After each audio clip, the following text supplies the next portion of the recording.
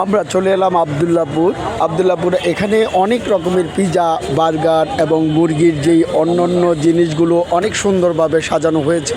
মানুষ এখানে অত্যন্ত ভিড় করে সুন্দরভাবে এগুলো খায়। আসলে অসাধারণ একটা দৃশ্য। আমরা চলে এসেছি, দেখেন মুরগির যেই বিভিন্ন আইটেম তৈরি করেছে এবং এখানে অনেক প্রচুর দূর দূরান্ত থেকে মানুষ আবদুল্লাপুর এসে তারা বিকালবেলার নাস্তা এবং অন্যান্য জিনিসগুলো খায়। আমরাও এসেছি, দেখা যাক কি কতটুকু। এখানে চিতই পিঠা, তারপরে মুরগির বার্গার, রুটি, অন্যান্য জিনিসগুলো আমরা এখানে এসে আমরা খাই।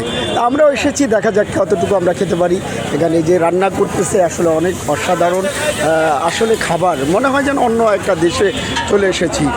আসলে একটা অসাধারণ দৃশ্য, না দেখলেই নয়। একটা অসাধারণ।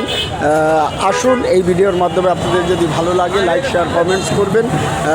ভালো লাগলে আপনারা ভালো থাকবেন, সুস্থ থাকবেন, এই প্রত্যাশায় আমি বিদায় নিচ্ছি। আসসালামু আলাইকুম ওয়া রাহমাতুল্লাহ।